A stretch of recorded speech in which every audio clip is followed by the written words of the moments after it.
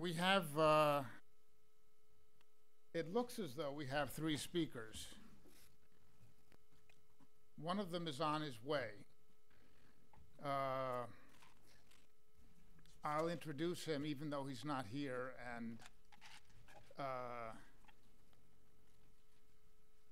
rely on your memory.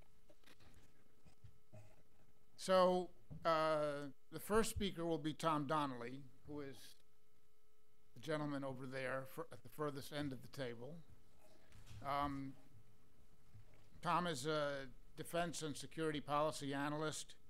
He's director of the Center for Defense Studies at the American Enterprise Institute and co-author of Lessons for a Long War, How America Can Win on New Battlefields, along with several other important and thoughtful works on U.S. national security. Mr. Donnelly was policy group director and a professional staff member for the House Committee on Armed Services from 1995 to 1999. He also served as a member of the U.S.-China Economic and Security Review Commission. He is a former editor of the Armed Forces Journal, Army Times, there's a comma between those two publications, and Defense News. Tom, this afternoon, will look at the U.S. military's view of Taiwan today and offer his experienced views on whether we're keeping our eye on the ball. He will be followed by Rick Fisher, who is not here yet, but in any case is a senior fellow with the International Assessment and Strategy Center. Rick has previously served as senior fellow with the Center for Security Policy, editor of the Jamestown Foundation China Brief, and several other positions of senior responsibility for political and policy issues here in Washington. He's author of China's Military Modernization, published by Prager in 2008, and contributed the chapter on foreign influences in China's future submarine force that was published by the Naval Institute Press in 2007. His articles have been published in the Jane's Intelligence Review, the Far Eastern Economic Review, the Asian Wall Street Journal, and a host of other influential journals. Rick is going to look at Taiwan, the Taiwan PRC military balance. Closest to me here is Dr. John Lee, who is Director of Foreign Policy at Sydney, Australia's Center for Independent Studies, and also visiting fellow here at Hudson Institute. He's an expert on domestic developments within China, on Chinese foreign policy, the U.S.-China relationship, as well as the foreign policies of Southeast Asian states. He's published in journals such as the National Interest, the American Interest, and in the Wall Street Journal, the New York Times, International Herald Tribune, Time Magazine, and again, a host of other influential and important places. He's the author of the book, Will China Fail? And this August, he will be joining the faculty of Sydney University as an adjunct associate professor. John will look at Taipei's economic, political, and diplomatic approaches to relations with the PRC.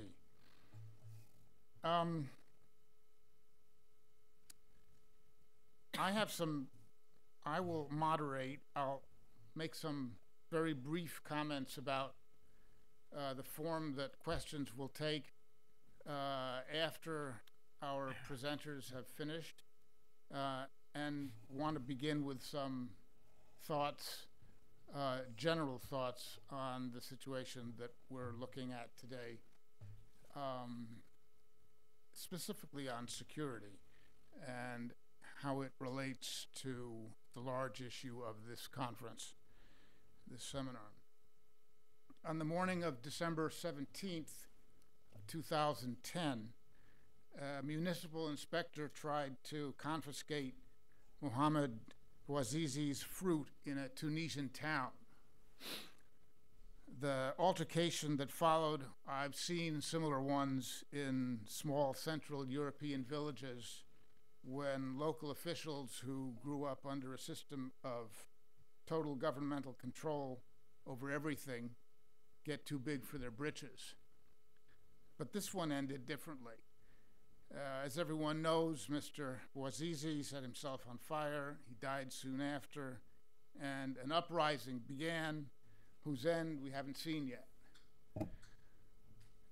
On that day, the U.S. Sixth Fleet, that is the Mediterranean Fleet, possessed one permanently assigned ship, the USS Mount Whitney, flagship of the Sixth Fleet commander. The vessels under the operational command of the Sixth Fleet were those that had passed through the Straits of Gibraltar heading for the Suez Canal's mouth, and those transiting in the opposite direction. Since December, the uprising in the Arab world has spread along the North African littoral and has now evidently reached Syria.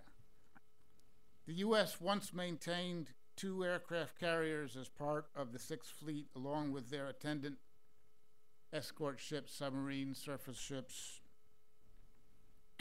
and so on. The turmoil in the lands on the mostly southern coast of the Mediterranean may lead to a more democratic Middle East and Maghreb, or they may not. If the latter, the U.S. will find it necessary to recreate the Sixth Fleet in some form or another. Ships will either have to be taken from the Persian Gulf, Indian Ocean region, where they support operations in Iraq and Afghanistan, as well as keep an eye on Iran. Another place to find ships would be the Western Pacific, where an accelerating Chinese naval buildup is being matched by increasing Chinese assertiveness in the region and growing anxiety among America's allies. Another possibility is to shorten the time that ships returning from a 6-month deployment have before they're sent back to sea. This would shorten the service life of the fleet and demoralize sailors who'd like to spend time with their families. The last possibility, of course, is to build more ships. This is what China is doing, as you will hear from our panelists today. So even if the Middle East was not roiling, the U.S. would be faced with a challenge from China in maintaining a fleet that is sufficiently large and powerful to persuade allies and friends, like Taiwan, for example, that we will honor our obligations to their security, at the same time discouraging China from hoping that it can deny the U.S. Navy access to the region and thus become its hegemon. So I'll take just a couple more minutes to look at the question of what the chances are that the U.S. will be able to build the fleet it needs in the future. Despite a recovery from the economic downturn that began in 2007, the Congressional Budget Office projects that federal debt will amount to a total of $6.2 trillion for the decade that begins with 2011. This, according to the CBO, will raise public debt from its 2007 level of 36% of gross domestic product to 69% of gross domestic product by the year 2020. According to the CBO, the Congressional Budget Office, the interest on what the federal government owes will cost taxpayers $259 billion next year. The same source projects that this figure will expand to $778 billion in 2020. Economic predictions, especially those that look more than 5 years ahead, are notoriously subject to changes in policy, in politics, and such economic factors as inflation. But there's no getting around that the large sums that were borrowed to stimulate the economy as the recession deepened, they have to be returned. If Americans remain as nervous, as skittish as they are today about cutting such large budget items as Social Security, Medicare, Medicaid, and so on, the situation is going to get worse. In fact, defense is going to be affected, and that screw is already turning. In January of this year, Secretary Gates said that he would reduce defense spending by $78 billion over the next 5 years. This means less than a 1% increase in the defense budget from 2011 to 2012, and resources in future budgets virtually constrained to inflation rates, punctuated by no growth at all in the last 5 years for which the current budget is projected. Preceding the administration's proposed defense cuts was a report of a bipartisan group that the White House appointed to recommend how best to balance the federal budget. The National Commission on Fiscal Responsibility and Reform delivered its findings last December, a couple of months ago. The Commission looked further into the future than the CBO figures noted above. It agreed that annual interest on the U.S. debt would ascend into the neighborhood of $1 trillion in 2020, but estimated that this would amount to 90% of gross domestic product for that year. If federal spending plus the accumulating debt and its servicing are left unaddressed, the Commission foresees that the nation's financial obligations will exceed the total value of all goods and services that the American economy produces, reaching 185% of GDP by 2035. But if the large picture of indebtedness, the causes of indebtedness and their effect is too abstract, think about a snapshot. The U.S. federal budget deficit for fiscal year 2007 recorded its third annual reduction.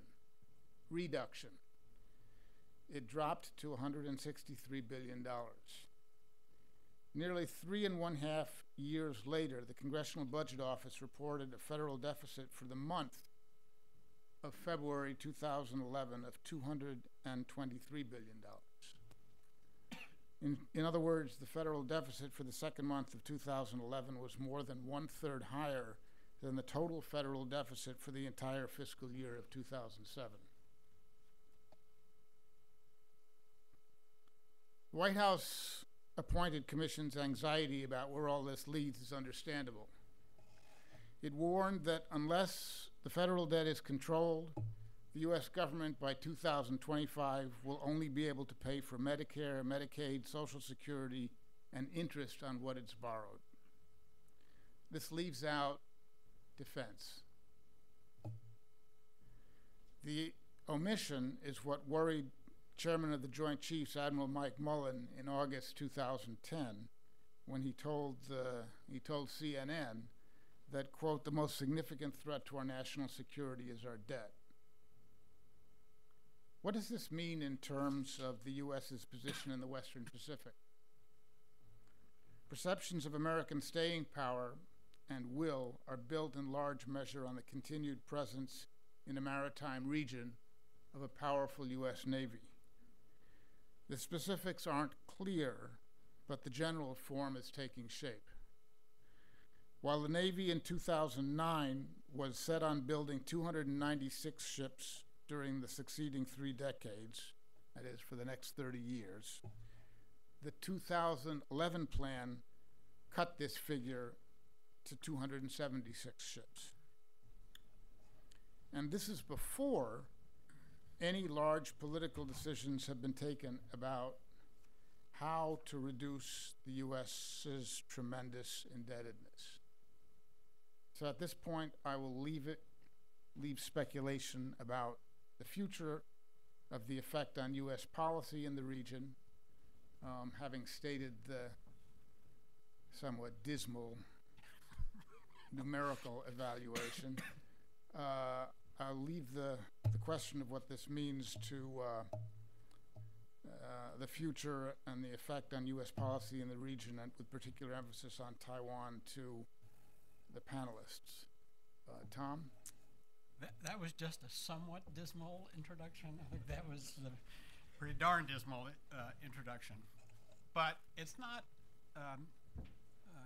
it is kind of where we are, and at least where we are sort of emotionally, if you will.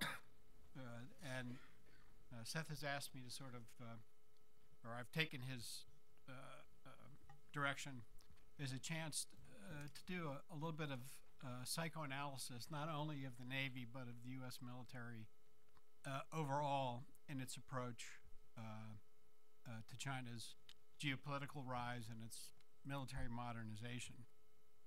And I would say that actually a lot of the way we're thinking about China and the PLA at the moment is very much an overhang or a consequence or filtered through the sort of dismal kind of outlook we have about our own troubles at this point.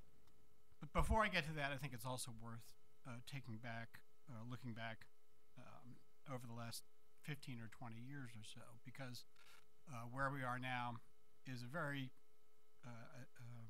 curious but still direct product of developments that have brought us to this point. I'd particularly like to go back to my own service on the Armed Services Committee as a staffer there. And certainly one of the things that I came to that job with, and I think many of my colleagues there at the time also did, was a sense, even in the early 1990s, that China was developing certainly the economic wherewithal, and had begun already to develop the military wherewithal, and had begun in its journals to write very interesting articles about its own strategic position, about the developments in military technology that they'd observed, say, in the 1991 Gulf War, and later in the decade in the Balkans Wars and the Kosovo air campaign in particular. So there were many signs of both an economy that had sort of rejoined international life in every dimension, but also a government and a military that had begun to think very seriously about how to play a larger role in international affairs, and how to craft its military in a way that might allow it to have military options that it might need in the future, but did not at that moment have. At that time, even though there was a pretty large and growing body of literature and pretty strong indications of new military investments in the PLA, I would summarize certainly the attitude in the Navy, but I think across the services altogether, of being very dismissive of PLA capabilities, downplaying PLA ambitions, and particularly on the part of the Navy and the Air Force, thinking that they ruled the waves and the skies, and that nobody on the planet could become a danger or a threat to that dominance. Remember, these were the days after Desert Storm, and particularly if you were an air power zealot of the First Order, and you finally got to crow after Kosovo that for the first time air power had been decisive, neatly leaving out the 78 days that it took to come to a conclusion, Tony Blair's threat to deploy land forces, and the Russians finally selling out the Serbs. But nonetheless, being an air power theorist allows you to kind of ignore unpleasant facts anyway. So certainly at that time, the most important services, certainly for the Western Pacific Theater, were feeling pretty bold, proud, and bulky. And again, were likewise dismissive of the PLA, basically saying there's nothing that they can do to threaten us. They're a long way away from being able to do so. We're not even sure that they've thought their way through these problems. Aren't we cool? Just to summarize. That persisted, I think, for a fairly long period of time, although it began to erode. The accumulation of contrary data kept rising, particularly as the PLA expanded and modernized its missile fleet, as it developed submarines, acquired new surface combatants, and slowly but surely expanded and modernized its Air Force. In the mid-90s, of course, you had the infamous quote-unquote missile blockades of Taiwan. But again, the lesson for the Navy was that if we deployed a couple of carrier battle groups to the region, the Chinese would back down. And that persisted, I think, well past the turn of the century.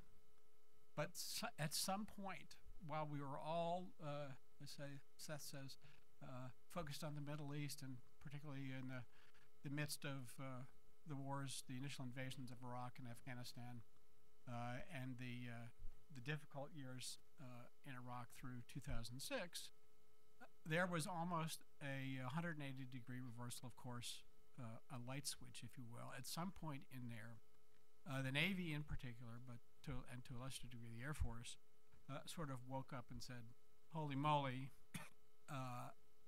this is really, these capabilities that the Chinese are acquiring are both very numerous and very threatening to our particular preferred mode of operation, and really there's nothing we can do about it now. So it went from this nobody can touch us to this, I'm not exaggerating for emphasis, to a kind of there's nothing we can do about it attitude. And I'm not sure that we've quite shaken ourselves out of that. There is a kind of,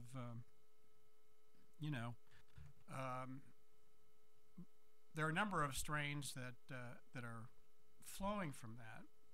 The first that I would remark is that we're trying again to cozy up to the PLA. This were the years when, particularly after being kind of hard over against military-to-military exchanges, when they first came to office, the Bush administration reversed course, and of course it's gone farther now, although now the Chinese, every time we sell a weapon or two to Taiwan, use this as a lever against us and try to see what they can exact in return for the restoration of military-to-military exchanges.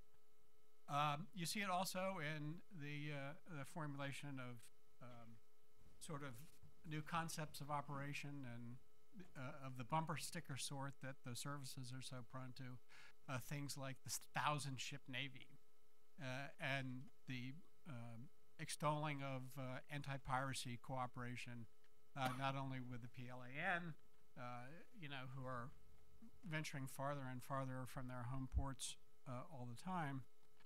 So we're trying to turn that into a good thing. It's as though we're trying to turn the Chinese military also into a responsible stakeholder in the international security system, as the same way that we're trying to turn China more broadly into a responsible stakeholder in the international order.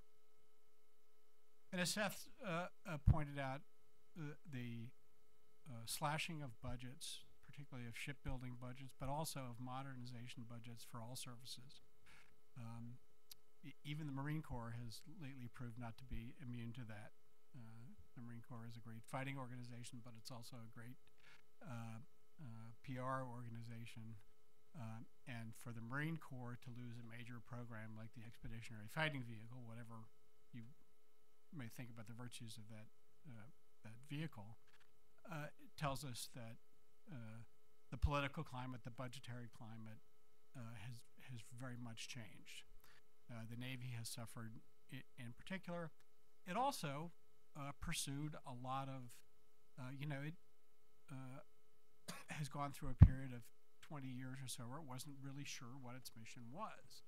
Again, before it got so focused on its East Asia mission, if you will, it pursued essentially a more brown water approach, if you will, providing support ashore. The from the sea concept of the Marine Corps infected the Navy pretty strongly.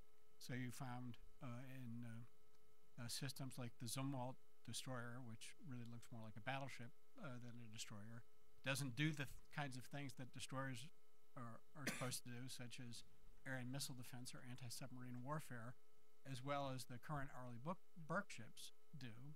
But it does have a fabulous 100-mile cannon on it, which is great if, like, in the heart of darkness, you're going to bombard a continent, but it's not necessarily the ideal response to the capabilities that the PLA is developing.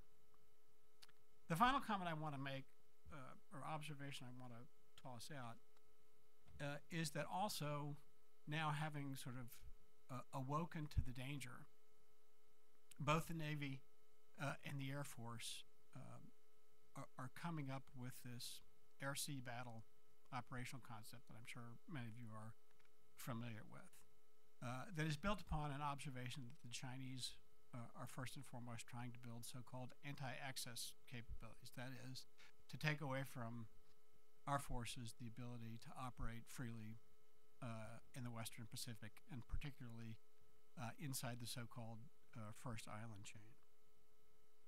Now, I would very much agree that that's a good way to characterize at least part of what the Chinese are doing. I think they're doing more than that, or looking beyond that as well. But it's also, I think, a strategic question to embrace this operational concept that is turning the Navy and the Air Force away from its past abilities to operate freely and relatively close inside that First Island chain, to a set of concepts and operation and eventually toward technologies that are built around long-range strike. Not that there's anything wrong with range in the abstract, and certainly there's nothing wrong with precision in strike capability. However, I think this is kind of to put the tactical and operational cart before the horse. Our position, both strategically and geopolitically in the region, is built around a series of alliances and de facto alliances throughout the region. And in fact, in some cases, we've walked away from a lot of those past commitments and past basing arrangements and presence capabilities, particularly in Southeast Asia. And there are some parts of what are at least I would regard as part of this broader theater, such as in the Bay of Bengal or the Eastern Indian Ocean, where we've really never had much presence whatsoever. So for us to enjoy strategic success, that is to help defend our allies, protect our allies, not only from direct attack, but from intimidation or political warfare, as the Taiwanese might put it, or our allies in Korea might put it. It doesn't send a very good message that our first response to the growing Chinese capability is to retreat from it, or to seem to retreat from it. So I'm also worried that our sort of the overhang of our overall dismal feeling about our situation in the world is also contributing to this, because it's very much a part of the argument that this is the only kind of strategy that we can afford. And finally, the tension that Seth described between the need to operate and to continue to operate across the greater Middle East and elsewhere in the world, and particularly along the East Asian littoral, is also, I would say, kind of a false dichotomy. one that's been embraced by the Obama administration, which came to office saying we got to divest ourselves, if you will, of the efforts made, the foolish and strategically short-sighted efforts that its predecessors made by involving us more deeply in the politics of the greater Middle East. But I would submit that the region is critical not only to ourselves but to everyone else in the world. And as Seth pointed out, it now appears to be on the cusp of a sweeping set of political changes that are actually headed in a direction that we kind of approve of, that we've actually been kind of fighting for some time now. And as the events in Libya very much suggest, our ability to simply walk away from it, it makes for a nice academic seminar, but realpolitik, if we frame that in terms of what the United States actually does, leans very strongly the other way. So we do have to, I think, over the long haul, find a way to both walk and chew gum strategically at the same time, if you will, not make the Middle East a bill payer for East Asia, nor conversely make our posture, our presence, and our strategy in the Western Pacific a bill payer for our need to operate elsewhere. The United States has been, since 1900, a nation with both Pacific interests and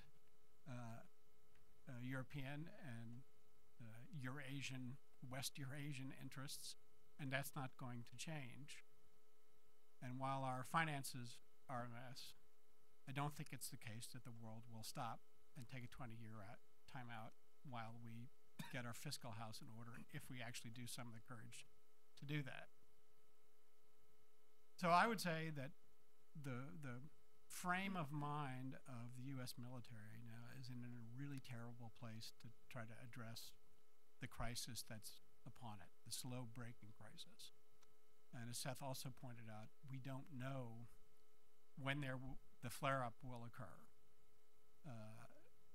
be it again in the greater Middle East or in future in East Asia. As I'm sure some of the other panelists will point out, China's domestic politics are just as uncertain and as chaotic and as volatile as maybe those of the Arab world. And anybody that sort of counts on China to have a straight and uninterrupted rise to great power responsibilities, I think is just both bucking the facts and bucking the pattern of rising powers throughout history. And with that, I'll try to lift some of the gloom a little bit and pass it on, I guess, to John in the absence of Rich.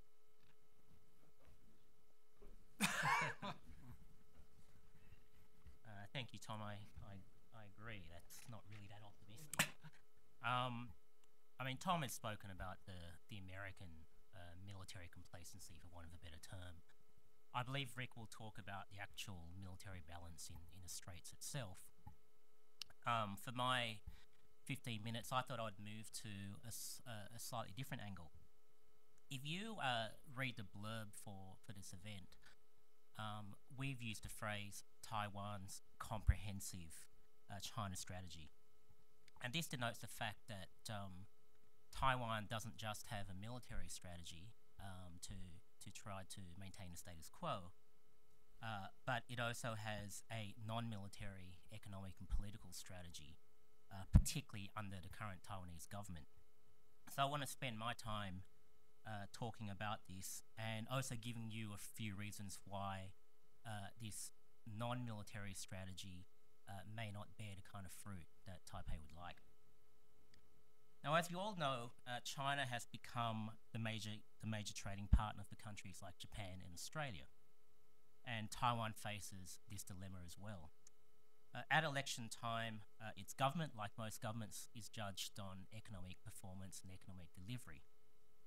Taiwanese exports to China have grown from almost zero in 1990 to 25 billion US in 2000 and it's currently 110 billion US dollars.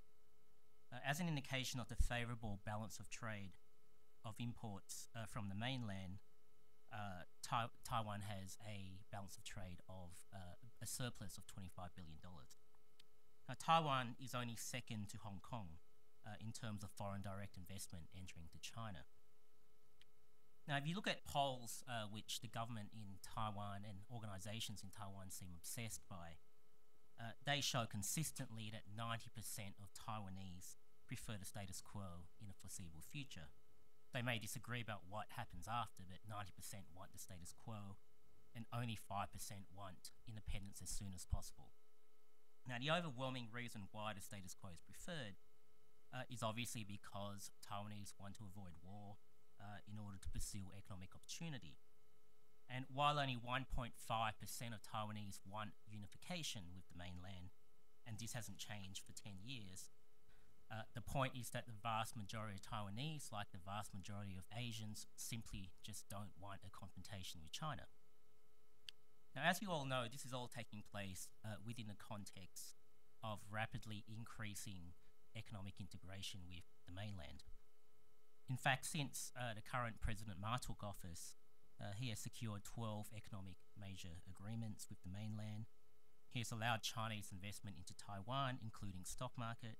He's opened up direct air, postal and sea links, which have been closed since 1949. Instead of going through Hong Kong, more than 1 million Taiwanese who invest to live in China now fly direct to China. They fly direct to 31 cities in the mainland. There are now 270 direct flights between Taiwan and the mainland. But the centerpiece, I think it's fair to say, of President Ma's enhanced engagement policy is the Comprehensive Free Trade Economic Cooperation Framework Agreement, or ECFA, which was signed in June 2010, which took effect at the beginning of this year. Now, for Taipei, the deal is important because China has indicated that after signing this deal, the mainland won't block free trade pacts between Taiwan and other countries, something which Beijing has consistently done in the past. ECFA is also very deliberately structured in favour of the Taiwanese economy. For example, Taiwan is able to export 539 odd categories of goods to China, tariff-free, while Taiwan will only have to remove 260 categories of goods. It's estimated that this is a $14–15 billion economic boon to Taiwan, and perhaps a $2 or $3 billion boon to mainland China. Taiwanese investors will have privileged access to important sectors such as banking on the mainland, which have not been given to other countries. And economically, there is no doubt that this deal disproportionately benefits Taiwan. Now, the Taiwanese are not stupid. They know what this deal is about. An additional $3 billion a year to China, to mainland China, is basically meaningless as far as the mainland Chinese economy is concerned. And the Chinese are not doing this because they are ideological proponents of free trade. Taiwan knows this deal is about politics. Whereas Chinese saber rattling in the mid-1990s achieved relatively little, this is very clearly about enmeshing the two economies in such a way that Taiwan's future is held to China's. But it's not just about building future mainland leverage over Taiwan. From Beijing's point of view, this is also about persuading Taiwan and the Taiwanese people that reunification is not that bad a thing.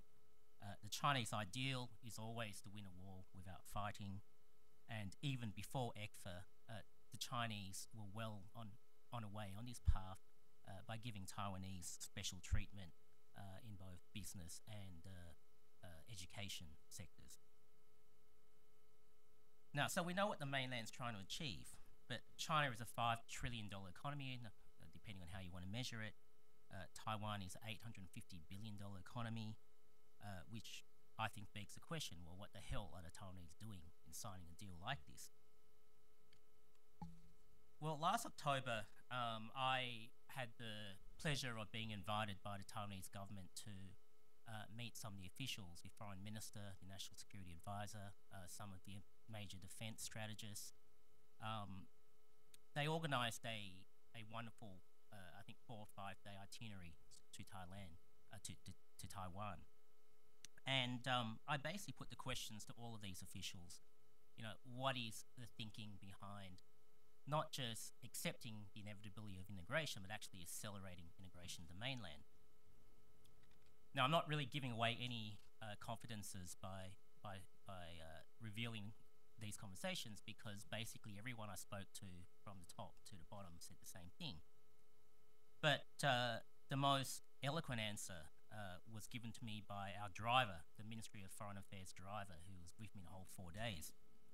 Now, one of the afternoons off included a trip to Taiwan's National Palace Museum, which, if you've been there, it ranks with the New York Met, the British Museum, the Louvre as one of the top museums in the world. Now, after the visit, he sat me on top of a hill overlooking the National Museum, and he pointed out these literally hundreds of busloads, streaming into the parking lot of tourists entering the National Museum. And as he pointed out, 7 out of 10 of these busloads were from mainland China, obviously filled with mainland Chinese tourists. The figure was that up to 10,000 mainland Chinese tourists visit the museum every day, particularly on weekends. Up to 3,500 mainland tourists enter Taiwan every day, and more than 1.5 million mainland Chinese visit Taiwan as tourists every day, every year. Now, if you take into account what will happen when ECFA kicks in, the numbers of Chinese entering Taiwan will be in the millions each year. As my driver concluded, these millions of mainland Chinese will stay in hotels with full access to news programs, uncensored news programs. They'll read uncensored newspapers. They'll walk around the streets in Taiwan and listen to people arguing about government policy. In short, they will know what free debate and a free society and freedom actually is.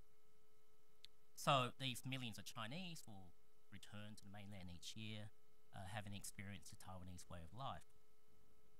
Now, so there's an economic imperative, but there's also something else going on. First, you maintain a military and strategic relationship with the US to ensure that the Chinese cannot, for the foreseeable future, move on your territory. And obviously this is something which my panelists are quite pessimistic about. But the second part of this plan is to make a virtue out of necessity. As time goes by, we all know that Taipei is not going to be the capital of unified China. Instead, what Taiwanese truly want most is to basically maintain their way of life. Now, given that China is gaining in size, in leverage, in military power, and economic influence, the thinking is this. If you can't change momentum, you can at least try and change China, or at least soften Beijing's policies towards Taiwan. You do this by letting as many Chinese people as possible experience what the Taiwanese feel to be the inherently better and more attractive system of government and way of life across the straits. And remember that GDP per capita in mainland China is $4,000 to $5,000. In Taiwan, it's $35,000. Now, we can put the strategy in another way. Now, remember that polls consistently show, and this was even the case during the previous presidency of Chen, that well over 90% of Taiwanese want the status quo to last into the foreseeable future. Now, the reasoning is that the more actual exposure Chinese elites have to the Taiwanese system, the more respect they'll have for Taiwan. Eventually, however the Taiwan question is resolved in the future, the hope is that the political and economic elites in mainland China will be more likely to accept the preservation of the Taiwanese way of life and way of government. Now, whether this be through an indefinite extension of the status quo, a meaningful Hong Kong-like settlement, we don't know, but that is the general hope. So there you have it.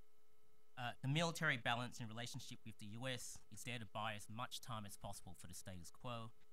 Deceleration of integration is a weapon to win friends and influence people for the Taiwanese way of life amongst elites in Beijing. And at worst, this approach might buy more time for the status quo, and at best, it may even help in some small way the process of meaningful political reform in the mainland.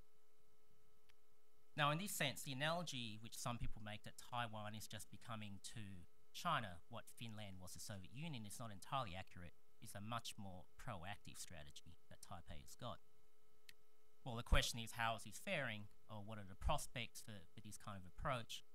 And I want to spend the next 5 minutes saying why I'm not that optimistic that this is actually a strategy that will work that well. Now, both sides are obviously trying to accelerate integration to achieve a different endgame. Taipei is hoping that this will change Chinese attitudes to Taiwan in a way that will soften Beijing's attitudes to Taiwan's way of life. For China, it's all about seduction. But given that time and momentum is on China's side, if Taiwan cannot change China's attitudes in any meaningful way, then the probability is that China ultimately wins. Well, very quickly, I'll give you 2 or 3 reasons why I think China is winning this high-stakes game of patience.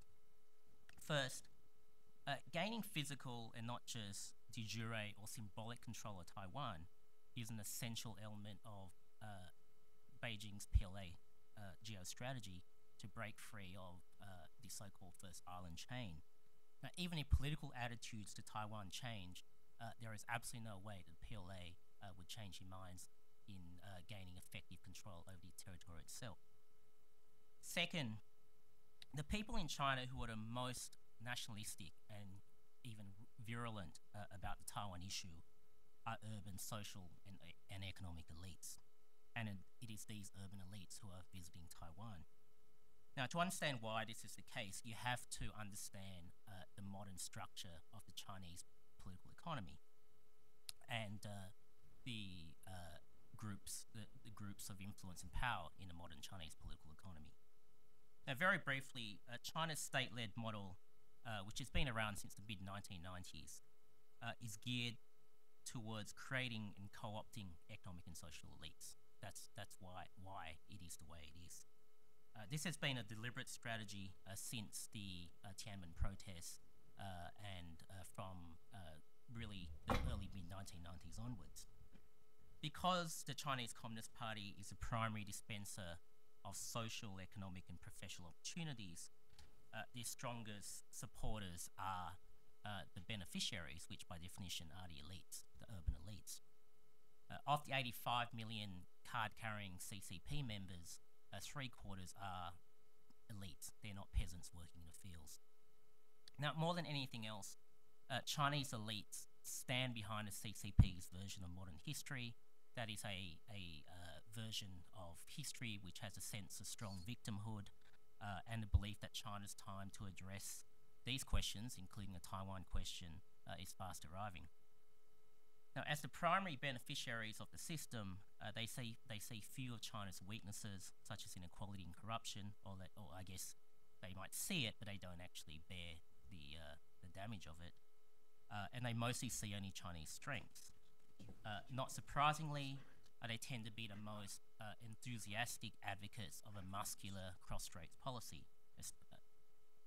Now, we also have to realize that these elites don't really want democracy right now, since this would fundamentally threaten their privileges and their position. Now, you can see evidence of this in surveys done of Chinese students in America and also in Australia, in my country. They enjoy the freedoms while they're there, they have a great time, but they're consistently the most strident supporters of an aggressive or assertive Chinese foreign policy, particularly when it comes to Taiwan. The third reason, if you follow the political decision-making process in mainland China, it's basically a behind closed doors consensus model. It's not based on the will of charismatic leader like Mao Zedong or Deng Xiaoping. And in such a consensus model, unconditionally getting Taiwan back is so ingrained in the political culture that it's unlikely you'll get anyone promoting such a move. Now, even if you get someone sticking your necks out in such a consensus model, the consensus line and the ultimate position will always be the default position, which is a much more hardline policy in Taiwan.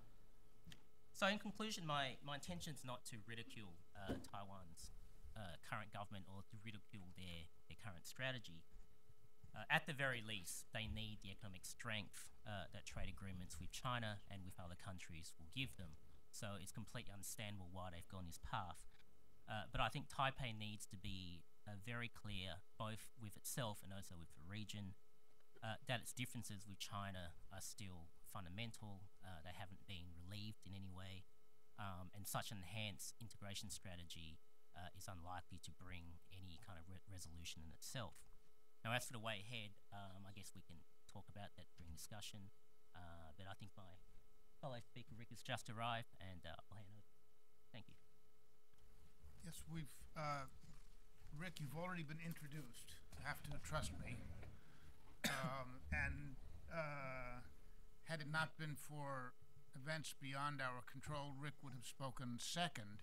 But as it turns out, as you probably heard from diplomats and politicians and the like, the military is the means of last resort. And in this case, the order of our speakers coincidentally reflects that. So Rick will discuss the military balance across the straits. Rick Fisher. Well, thank you, Seth. Thank you for the welcome back to Hudson, and also for delivering what I'm sure was a fulsome introduction. And my apologies for my being late today. I will try to pack in as much as I can in a short while. Many of you are probably aware that in the last 24 hours,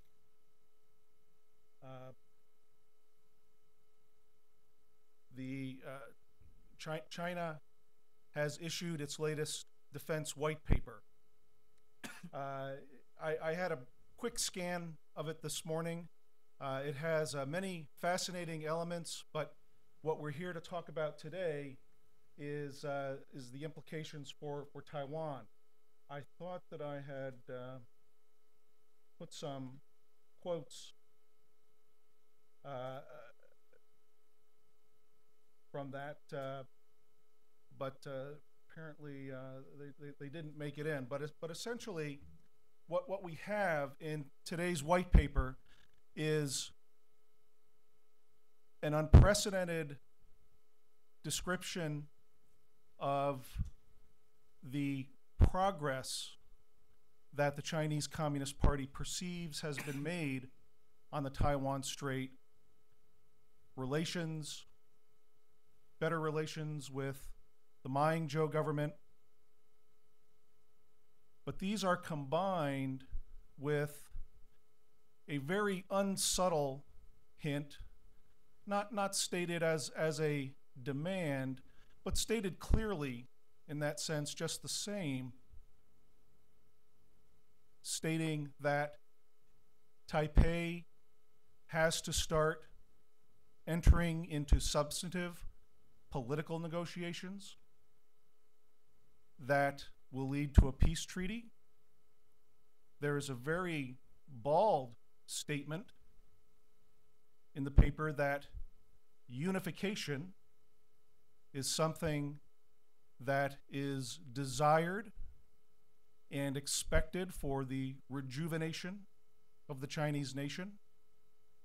And whilst there is this rather interesting and unprecedented discussion of progress, political progress, it is combined with actually a heightened identification of independence forces as being an enemy, a key enemy. And for the first time, in my opinion, in the goals and missions section of the white paper, there is actually a high priority is given to the PLA for containing and opposing forces of Taiwan independence. Now, whenever I read an official Chinese document identifying Taiwan independence as a threat, Taiwan independence as bad, Taiwan independence as destroying the sovereignty of the great, glorious Chinese nation, I always read democracy, democracy. It's not Taiwan independence, it's democracy that threatens the Chinese Communist Party. In the last decade, Taiwan and most Taiwanese have settled into a very comfortable relationship in which they profit increasingly from trade, other economic interactions. Yes, there's a debate about the degree of profit, but in a sense, they are under the impression largely that they're having their cake and they're eating it too. They are maintaining their kind of de facto independence, their democratic system, whilst profiting from an improving relationship with Communist China, which still holds the goal of unification. Now, the white paper makes clear, in my opinion, that unification, the goal of unification, has not been abandoned. And in this age of globalization, interconnectedness, the degree to which China is increasingly involved in the world through commerce, politics, it seems almost inconceivable that China would risk a war over Taiwan, a war that would possibly require, if they are actually going to contain and oppose the forces of Taiwan independence, to impose a kind of system and control over that island that we haven't seen since the Cultural Revolution, since the Chinese Revolution, and a level of displacement and disruption that we haven't seen since the fall of Vietnam and the fall of Cambodia to the Khmer Rouge. Now, I would caution that in the interest of preserving its principal core interest, which is sustaining its dictatorship, the Communist Party has more than proven its willingness to use force against its own people primarily, but also to change its strategic environment in a favorable direction, to take advantage of opportunities to change its strategic environment, hopefully through short wars. And I would submit that the presumptive heir to the Chinese Communist Party leadership, Xi Jinping, is an individual that bears watching in this regard. Mr. Xi had a very unique opportunity in his youth. In his early 20s, he was able to serve as an intern to the person who was essentially the chief of staff of the Central Military Commission from roughly 1979 to 1981. During that time, he had a ringside seat in how a master, Deng Xiaoping, waged a brief, glorious war to change China's strategic environment. Yes, the war was run poorly, excessive casualties, but the victory was that it shamed the Vietnamese and their Soviet ally and made presumptive allies of the United States and the Europeans. And in came the money, in came the business, in came the technology. Deng was able to start his reforms, and the PLA, a decade later after Tiananmen, was then in a position to begin its current military buildup. I would submit that the goal of taking Taiwan is simply not been abandoned. The PLA, in fact, is continuing to build up its forces in preparation for a potential conflict over Taiwan, a conflict that it hopes it can avoid, yes, but perhaps with the help of the people in Taiwan who will increasingly surrender their rights and their sovereignty. That would be the best possible outcome from the perspective of the CCP. But there is something in Taiwan called democracy and elections. And governments rise and they fall. It's all legal, legit, within a developing democratic culture, if you will. This is what scares the CPP more than anything else. And thus, it can't be allowed to continue. So the military preparations continue. And I'll just run through a list. The exploitation of outer space is being combined with the denial of outer space. Recently, China's space ambitions became quite to the superpower level when they announced that they are basically going to put together a moon reaching capability similar to our now abandoned Constellation program. Space combat is part of PLA strategy, or doctrine as we know it. Multiple systems are being developed. Some have been fielded, ASAT missiles, lasers. I expect we'll see laser-armed aircraft, manned or unmanned space planes, mobile ASAT vehicle launchers. We often hear about the number of missiles that are growing. Cruise missiles have become a recent but very serious problem for Taiwan. They're small, they're stealthy, they're hard to defeat, hard to shoot down, and they're growing in variety and in number. We've heard a lot more about ballistic missiles. In the last month, the two new missiles have been announced. One, a new 4,000-kilometer range missile that will supplement existing MRBMs, and then a new 1,000-kilometer range SRBM that will join existing SRBMs.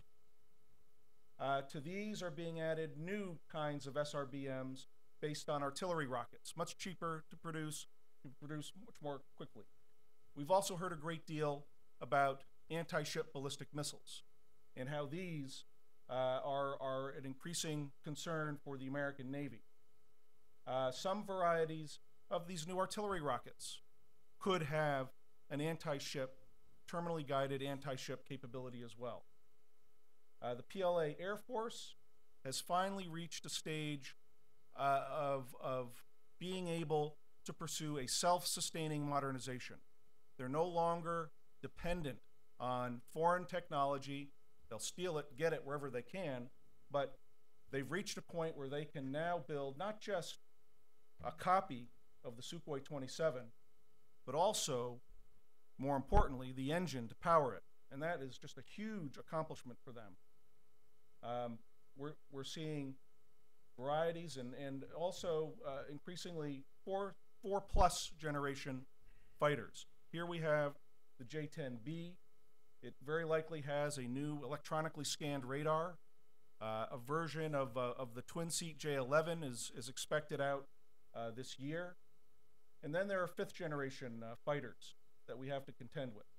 The picture of the J-20 didn't make it into this, but what concerns me just as much as the J-20 are possible unmanned fast combat aircraft programs that may be being developed at the Shenyang Aircraft Corporation. The potential here is for, by the time the J-20 enters service in 2020 or thereabouts, it could also already be paired with a supersonic unmanned combat aircraft. It's the American intention to do this in our sixth-generation program that won't make it to the fleet or the Air Force until 2030 thereabouts. The PLA, by my indicators, could be a decade ahead of us. And then there are bomber programs. Here we have a curious Batwing concept that was unveiled at a museum display in 2009.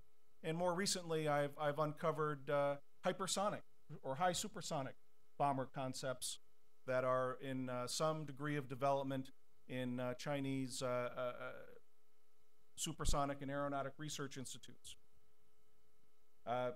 These aircraft are armed with Chinese-developed precision-guided weapons, and very soon will be armed with modern air-to-air weapons as well, including long-range ramjet-powered missiles. Surface-to-air missiles are also an increasing threat to Taiwan. Just within the last 3 days, the Chinese media has made the first mention of something called the HQ-15, which has a longer range than the 150 to 200 kilometer range HQ-9. This means that the PLA may have the potential to just shoot down aircraft flying over Taiwan with missiles. Don't have to send your Air Force, just shoot them down from the other side of the strait. Submarines, increasing in number and in sophistication. This guy was revealed just last September, apparently influenced by the Russian Kilo. Both the Yuan and the new submarine likely have air-independent propulsion, which means they can stay underwater for a week, maybe more, and thereby increasing their tactical flexibility. Aircraft carriers are coming along. The Varyag could be out, moving, conducting air operations within the next 2 years. It'll probably be moving by the end of this year, early next year. The air wing is being assembled. A copy of the Sukhoi 33 has been flying for over a year now, and the PLA has purchased this Russian radar helicopter to be an initial AWACS platform. Amphibious capabilities are increasing very quickly. China is now building its third LPD. It will start building LHDs very likely in the current 5-year plan. Marines and Army amphibious units are now being equipped with a third generation of amphibious armor with a gun that can outrange the tank guns that Taiwan has today. Airborne systems are also increasing. What's not on here is the PLA has also started developing medium weight armor. It will have a C-17. This is expected to be unveiled this year or possibly early next year. We don't know how many they'll build. They could either deploy the Russian-style airborne divisions the PLA maintains, or new medium weight systems equivalent to our Stryker units. And the relatively small number of formal PLA air and amphibious lift assets should not lull us in any way. In the last 4 to 5 years, the PLA has made a very concerted effort to integrate civil airline airlift and civil ship lift into ongoing exercises and operations. In 2006, the Taiwan Ministry of Defense estimated that the PLA could mobilize enough ships to transport 5 to 7 divisions. Since that time, China has produced much larger roll-on, roll-off ferries, car carriers. I would hasten to guess that 2 to 3 more divisions could be lifted by non-military lift. The United States has sold China roughly 80 large cargo aircraft. That's over 3 times the number of IL-76s that the PLA Air Force has today. We've been over many times the basis for U.S. interests in defending Taiwan. It's not just the Taiwan Relations Act, but it's also the impact on our own strategic interests if Taiwan is allowed to be controlled. The dangers that would result, proliferation, the moral impact of our own willingness to defend our interests beyond this point, our strategic position in Asia. All of this is thrown up into the air. I really disagree with George Washington University professor Charles Glazer's suggestion that that abandoning Taiwan is somehow a rational policy choice. It will lead to so many more problems, so many more challenges for the United States if we do that. Not the least of which is losing the best opportunity to promote democratic reform in China by maintaining its example in Taiwan. Taiwan has many options. Its defense budgets are falling. This is sad, regrettable, but even in a constrained budget environment, there are asymmetric weapon options that could deter the PLA for many years to come. My favorite near-term suggestion would be selling ATACMS SRBMs. These one version can be armed with up to 9 fairly substantial submunitions. And this is good because the center of gravity for Taiwan is increasingly shifting to the invasion scenario. The air battle is not going to be won. The naval battle is not going to be won. This forces Taiwan to choose, and choosing to deter the amphibious invasion becomes then the most optimal way to deter the war. If the PLA can't put boots on the ground, can't put armored units on the shore, it's not going to start the war to begin with.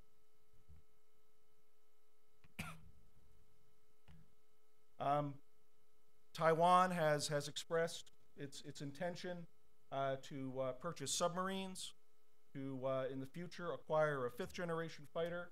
It wants to upgrade its F-16s. A package apparently is being held up at the State Department. This is regrettable, very regrettable.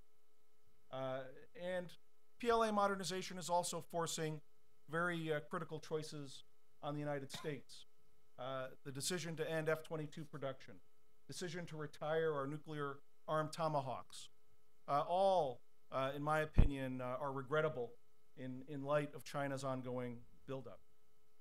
And I think I've spoken for long enough, and hopefully not depressed you all that much. But this is how I see the PLA modernizing in the course of this decade, and thus the level of response that's required to sustain Taiwan's capability to deter, attack, and thus keep the United States out of the fight. Well, thank you, Rick.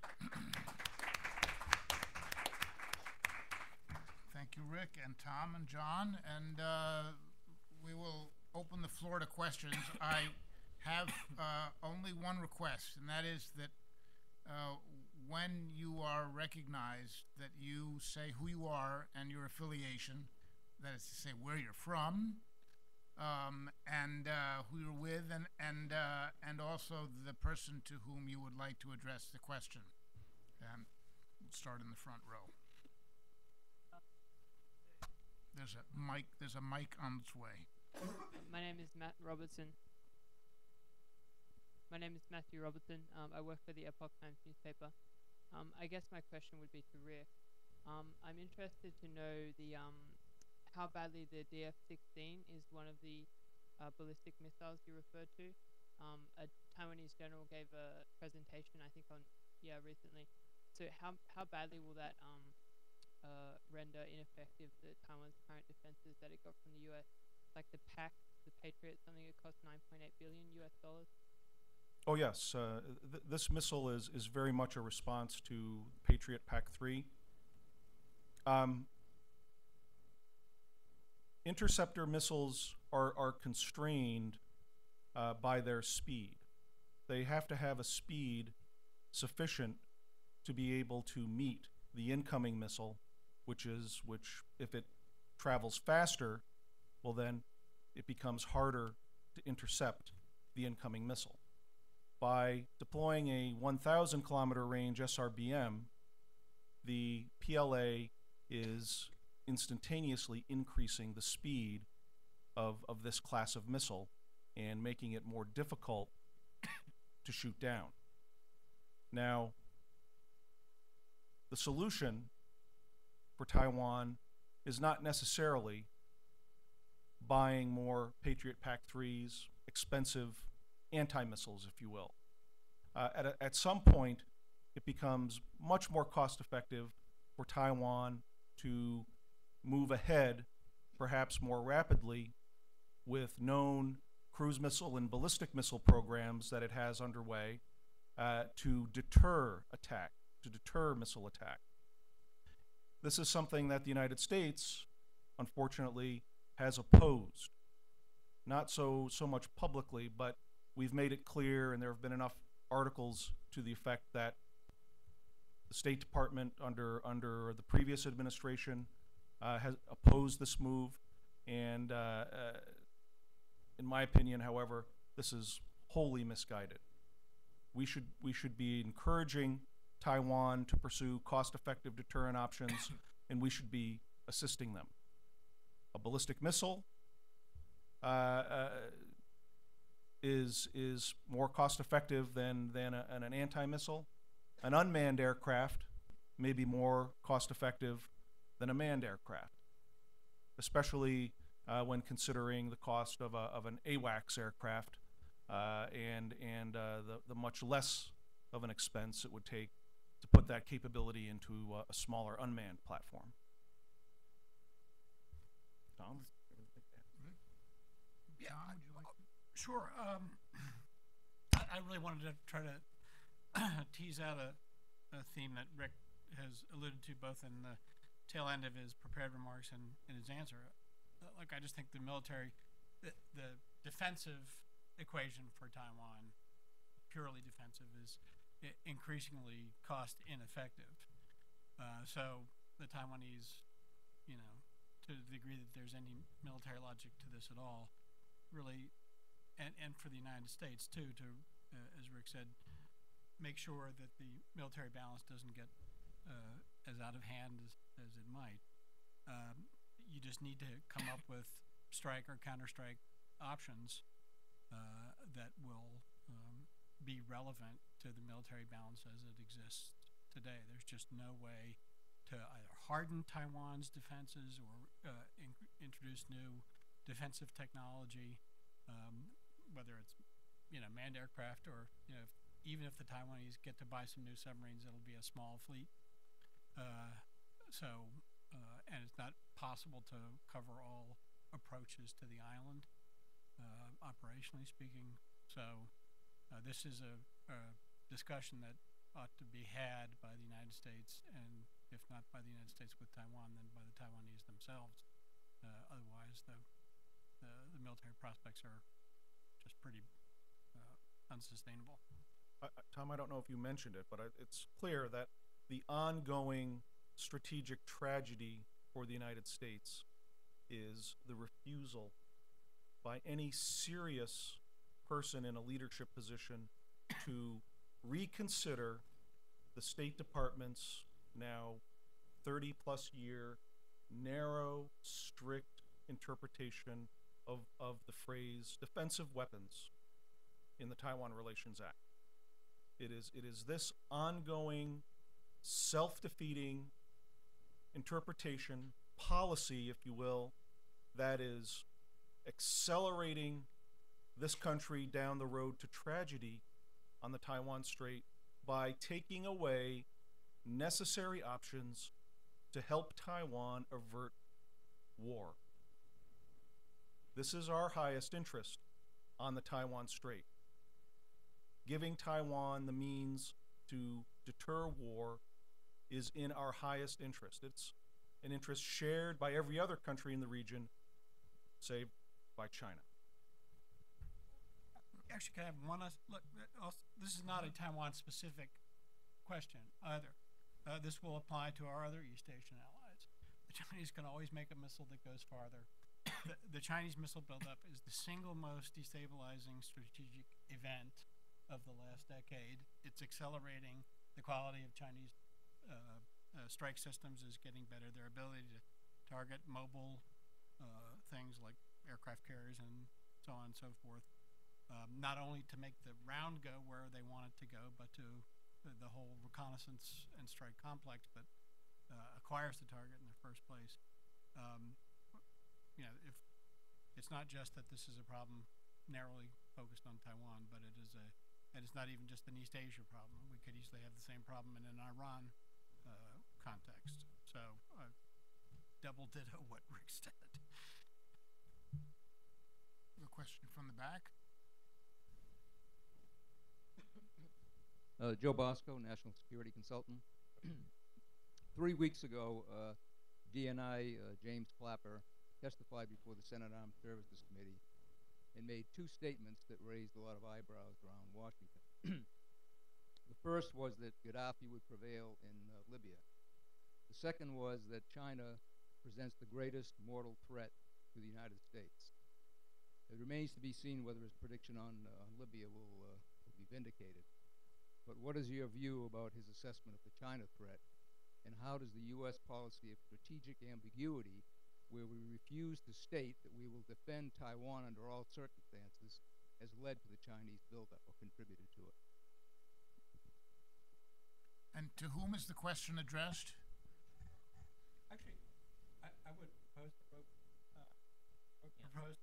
rope John in to get you know, an allied but you know, Asian view of this. I think particularly of the Australian white paper. Well, I mean, I can answer maybe the first part of the question and then hand the second part to my colleagues here.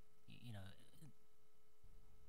well, China is the only foreseeable peer threat to the United States. First of all, I mean, you know, that's clear. Is it a moral threat? Well, obviously that's a difficult question to answer in terms of, you know, in what context is it a moral threat. But I can give you a context where it is a moral threat. There's a real debate going on amongst developing countries about what's the best way of developing. I mean, China has been extremely assertive in saying that even though it denies that it's trying to be an example to every other to developing countries, it's clearly acting that way. And if you look at the diplomatic activity going on in Asia and South America and Africa, well, I mean, besides the search for resources, which is motivating China, the other motivation is that there's a very deliberate strategy to say to these countries, follow our path of development. I mean, China has this view of, well, go back a step. Americans are often criticized for emphasizing democracy a bit too much. You know, it's an American thing, and that, you know, the rest of the world doesn't really care. Well, China also sees the world as divided between genuine democracies and non-genuine democracies.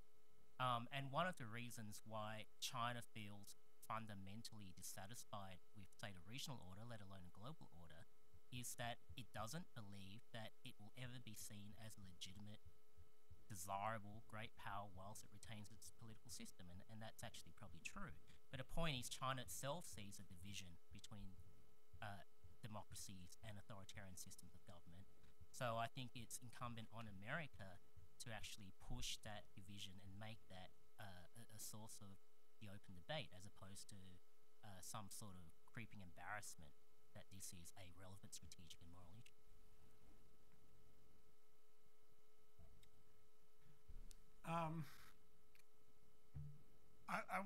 The adjective that I would apply, I mean, China's rise is the largest great power development that one could really foresee for, you know, some decades to come, even allowing for India's modernization and rise. And as John said, there's a fundamental incompatibility of, you know, fundamental political morals and principles and philosophy.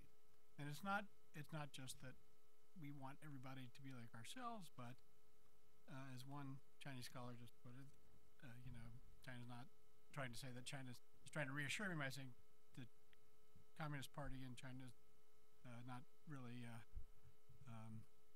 you know, the way to look at the country, that it still retains its, you know, the overlay or the underpinnings of a Confucian society. that believes in a hierarchical political order. Well, if that's true, you have to ask, well, if what they believe about how their own domestic society should be ordered, why would they think that international society should be fundamentally different? I would just say that for the United States, as a global power, responsible for better or for worse, for preserving the international system with its expanding practices of democracy across all cultures, the likelihood of a disagreement with China over the long haul is just extremely high. I mean, if you were just handicap it in a sort of Las Vegas kind of way, you'd have to say that that was the most probable outcome. Joe, I appreciate your question. I take seriously the word mortal, but before I give you some examples and explain that, I'd just like to go back and just recall in the first year of the current administration, how many times did we hear in speeches and statements that China should be our partner? We need China to be our partner. It was everywhere. Basically, by the time our president reached Copenhagen, he began to see how non-cooperative the Chinese partner had the potential to be.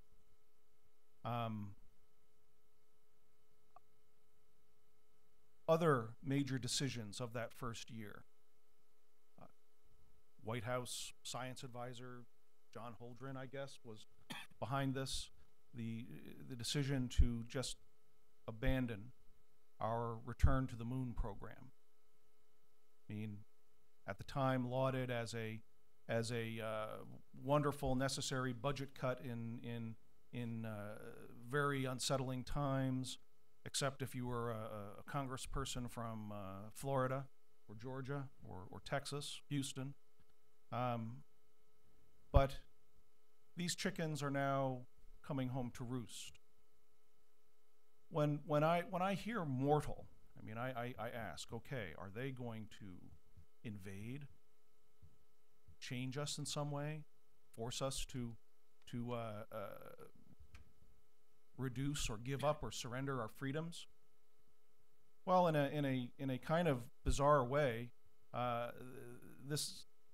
an example of just that is encapsulated in the recent history of the movie Red Dawn 2. I don't know if you're familiar with this. This is an attempt to remake the old 1980s classic, but instead of a Soviet invasion of the United States, it would be a Chinese invasion. Well, the producers of the movie, or the company that owns the producers, whatever, became so afraid of Chinese reaction that they have digitally re-shot the movie. They've digitally altered every Chinese to become a North Korean. So it just, it boggles the mind, the capacity for preemptive surrender on this front.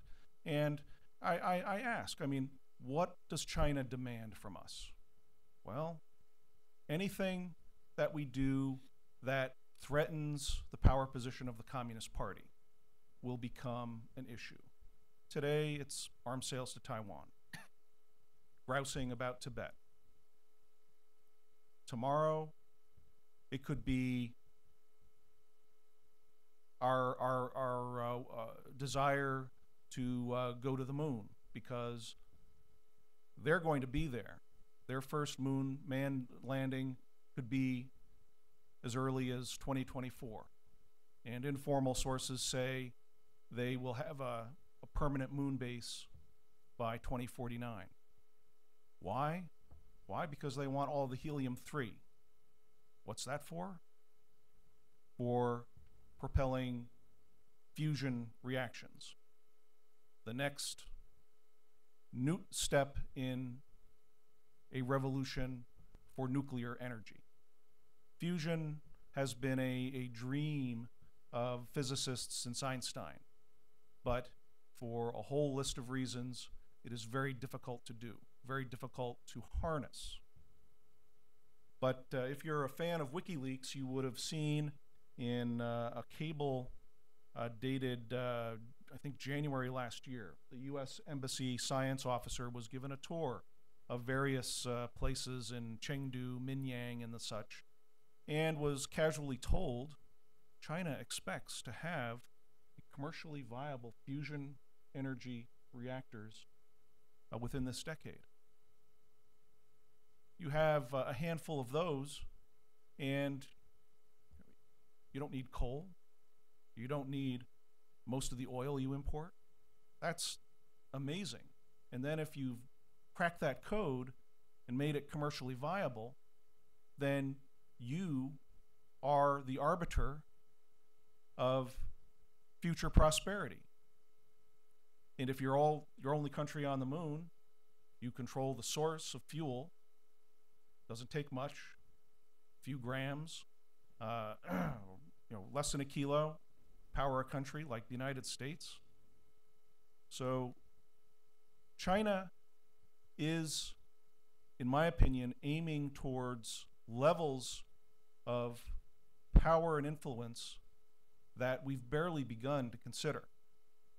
Simple things like their buildup of multiple warheads on ICBMs and SLBMs, and that's going to be small stuff when we start seeing the degree to which they are able to make breakthroughs in hard science and exploit them.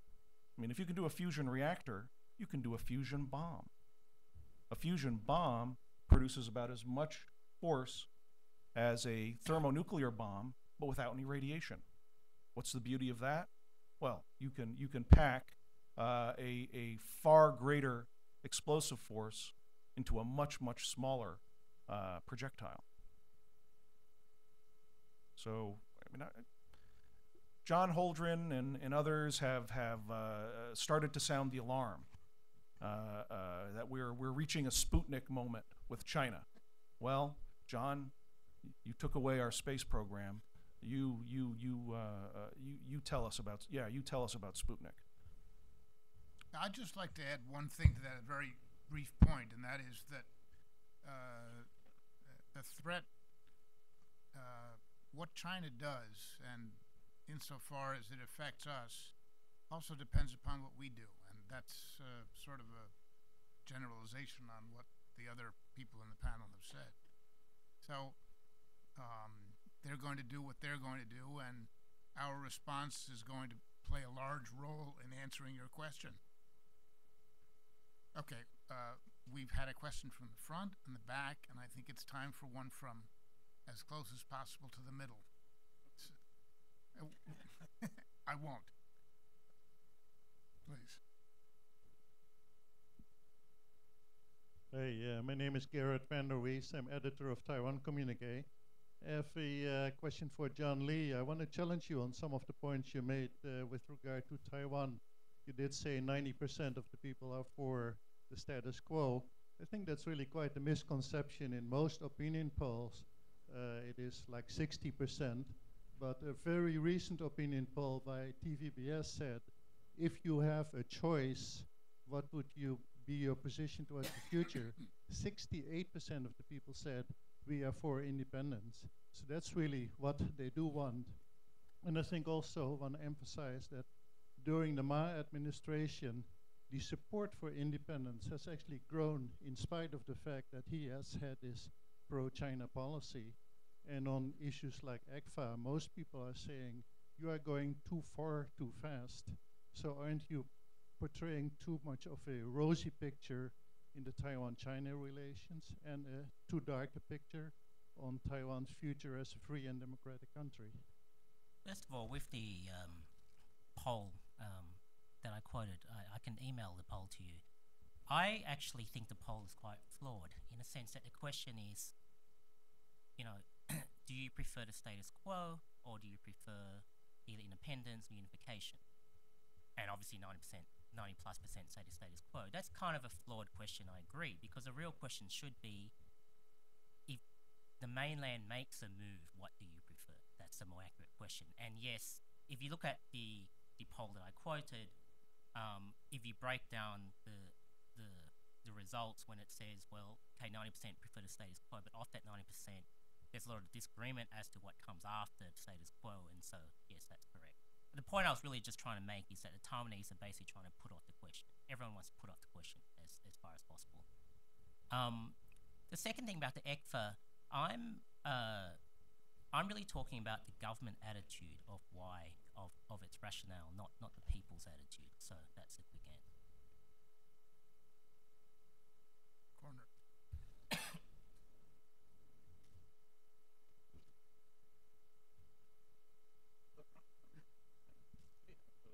Putting me on the right is somewhat ironic. Chris Nelson, the Nelson Report. Thanks for a really interesting discussion. Rick has very ably laid out the Chinese military modernization and a lot of good stuff. Thank you for reminding the white paper. And Tom Donnelly has several times not used the words arms race, but pointed out, if the Chinese really want to build this stuff, certainly Taiwan isn't going to be able to outbuild them, and probably we won't.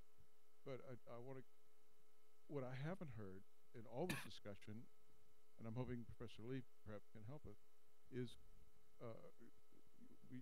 we've talked about what they should do and what they need and what the United States should be doing, lots of shoulds, but nobody said anything about whether Taiwan would come up with the money or whether Taiwan as a democracy would agree to participate in some degree of arms race, because that's what we're talking about, to try to get a deterrent, an actual military deterrent back up to some kind of viability, strictly military terms.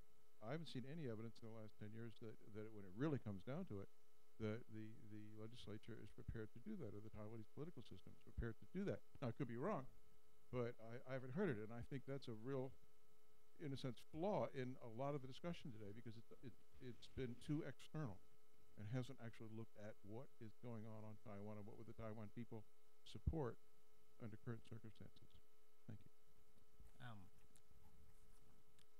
No, that's an excellent point. I mean, when I was in Taiwan, what struck me was the degree to which officials wanted to put their heads in the sand. For example, the poll that I just mentioned that was asked about. When I said, why don't you ask the question, and these are official polls and government-funded think tank that asked these polls, when I asked them, why don't you ask the question, what would you want the government to do if mainland China made a move? They said, no, we don't want to ask that question. We don't want to do it. Now, that's absurd. It's your existential existence here, and you don't actually want to know what the population in the democracy want to do. So a lot of it, yes, has to do with what I see as paralysis in the Taiwanese, it's not necessarily because it's democratic, but the Taiwanese political system, they don't actually want to ask that difficult question of what happens. Now, this has flow-on effects. I mean, the flow-on effect is the rest of Asia, that is Japan, even Australia, they want to pretend that this tension doesn't exist.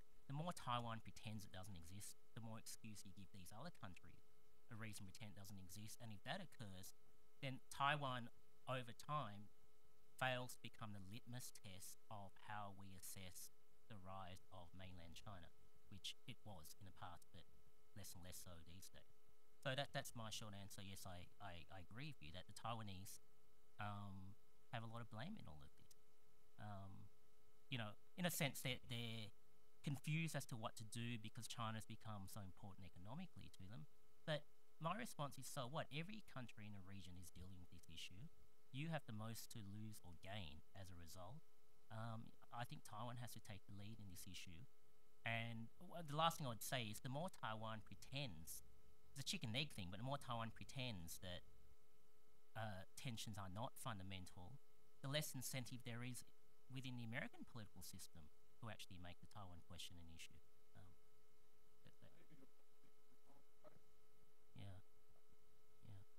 Sorry, I really wasn't making a value judgment about whether the Taiwanese government, the last two governments, have been wrong or right.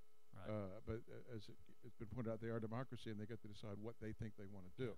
So I wanted to hear some discussion of what the reality seems to be, which is not putting the money and the resources into the systems and the threats, meeting the threats that we've been talking about for the last couple of hours. Well, there's a great deal that goes on, Chris, that we're not privy to. There's an interesting institute in the central south of Taiwan that has its thumbs in a wide range of interesting future-oriented military technologies. It's a very closed organization. I've only been able to visit it once, and I'm sure I was only given a thumb scratch of what's actually happening.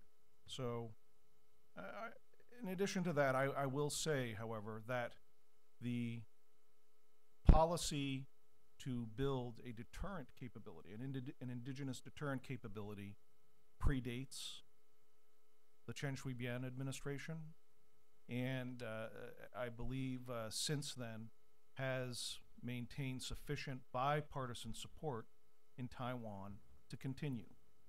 Yes, we've heard vocal opponents like Dr. Suu Kyi criticize this effort, but it's basically my assessment that he's in the minority, and that the majority continues to fund these programs, and they're there to deter, and as the PLA does with so much of its kit, the Taiwan kit probably will not be revealed until the last minute. Yeah, I would just say that if we're going to, measure who we want as allies by their level of defense spending, we're going to lose all the Europeans and the Japanese and so on and so forth. You cannot abstract out Taiwan's approach to its defense from America's approach to Taiwan's defense. I mean, this is a kind of almost sui generis, absolutely unique strategic partnership, if you will, that just has a dynamic all its own. It would be a good thing for the United States to actually say, yes, we would like you to build even a conventional deterrent or a partial counterstrike capability of your own. That would be an interesting exercise, just to see how that would change attitudes on Taiwan. But when the United States, seems to be trying to define its understanding of what appropriate defenses are for Taiwan in the context of its relationship with the mainland, then it's bound to be kind of distorted to begin with. The final point is, look, I mean, if you're just calculating what the American interest is here, the loss of Taiwan would be a strategic setback for us in the region, if not absolutely globally, that would be very terrible to contemplate.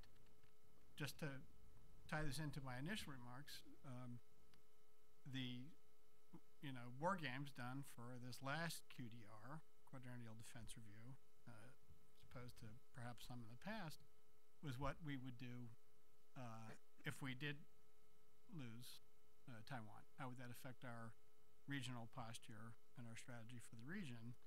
And the outcome was not a pleasant one. So maybe a good idea to think about what to do under those circumstances, but it would be better to figure out how to preserve de facto Taiwanese independence as a first step. Well, we do not have time for more questions. However, the question in the back row we will make a special exception for, and this will be our last. Helps to be family. Abe Shulsky here at Hudson. And when we look about the question of what a Taiwanese deterrent would be, I wonder if we're looking at it sufficiently broadly. It seems to me that if I were sitting in the mainland contemplating the use of force against Taiwan, my first requirement for my military plan would be that the thing work quickly. I don't want it dragging on. Now, if I had a choice between something that would drag on the war versus taking, 500 missile hits across the mainland of China, I would take the latter. In other words, if I were the Chinese planner, I would figure that what's most important for me is to get the war done quickly. I can take some damage on the mainland because, frankly, a missile-to-missile exchange between a very big country and a very small country means the big country wins. That's not very hard. But what it seems to me China wouldn't want, and what the political leadership wouldn't want, would be anything that looked like it could drag on. Now, obviously, people make big miscalculations precisely on this point, especially if they've been reading too much Sun Tzu. But it does strike me that the best deterrent for Taiwan is actions that make it clear that whatever happens, it won't happen quick. So therefore, a lot of this defensive stuff, it seems to me, that you've been saying is insufficient, really may be the key to a deterrent. I wonder what your reaction is. I'm happy to go first on that. It's a very apropos question, Abe, except first of all, I would say the arms and the modernization program, such as it is on Taiwan, is very expensive and very badly addressed to the conundrum that you lay out. Manned aircraft being the sort of uber example of that. I wouldn't look at this as kind of an either or thing. I think you could do a lot of hardening and sort of dispersal things that would still allow for some counter-strike capability, which would also, I think, be sort of politically significant, maybe even more so than operational or tactically. And in fact, on both sides of the front line, so to speak, holding part of the prospect from the Beijing point of view is to be able to do this with essentially no risk to the homeland, except the risk of failing to take the island, which could be catastrophic to them, or could scare the pants off them. But so I think there's something to be said for shooting back, both as a way of cheering the blue team, even to include the United States and our allies in the region, but also introducing an element that would be disquieting, at least in a domestic political context, for the Chinese. And I think, it's not necessarily an either or proposition that things like ATACMS, like missiles that it's like not going to target the space complex in central China or something like that, but particularly striking the ports that would be ports of debarkation for an invasion, that kind of thing, would be not insignificant tactically and operationally.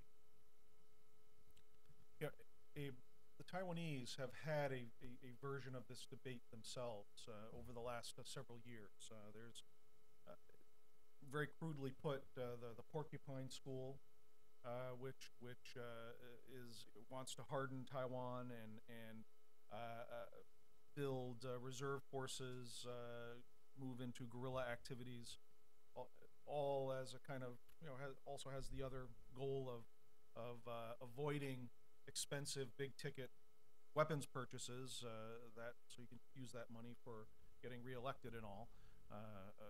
But the other side has been basically that no, we have to have an air force, we have to have a navy, we can't cede these battles to the PLA, and that's apparently the decision that's been made. The Porcupine strategy was a blip, and then it's kind of receded. But many elements of what were being suggested in that time are certainly relevant. I did a paper for a conference in Taipei last year in which I listed asymmetric options for Taiwan. And my first option is make clear as a matter of national policy that you will have a government in exile. And then, why not have the Americans say, well, if this is a reality, if this is a real possibility, then we'll be the ones to host it. You know, that alone would be a silver bullet through the CCP's heart. Not enough to kill them, but it would make clear, crystal clear, that no amount of massacre on Taiwan would end the conflict.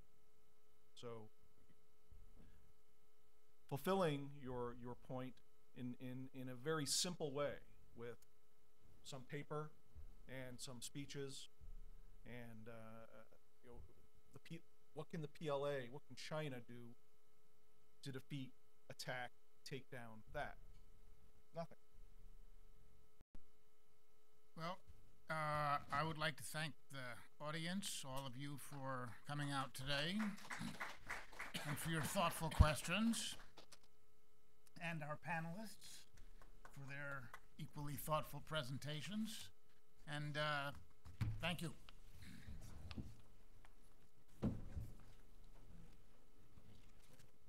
John, pleasure to meet you. I know the